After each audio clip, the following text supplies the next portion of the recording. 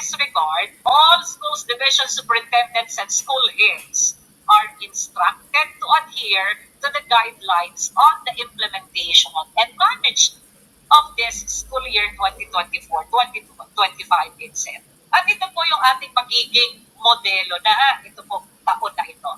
Okay? Ensuring that all teachers from kindergarten to grade 12 are provided with targeted PD programs based on their needs. So relatedly, all regional directors are enjoined to provide their respective schools division offices with adequate technical guidance and support in preparation for and in the actual conduct of the inset during inset break, considering the aforementioned flexibilities to ensure the successful preparation and conduct of the inset.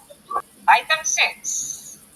Likewise, the monitoring and evaluation teams at the central, regional, STO, and even schools are directed to adopt, we are to launch as well this year ang ating NEAP EMNE tool. Okay, for the proper consolidation of data on teachers' professional development and performance, assessment of PD program effectiveness, and monitoring of fund utilization, among others. Bakit po? This will help in the development of targeted PD programs for teachers. We are going to launch the NEAP EMNE tool, electronic MNE tool for this school year's inset.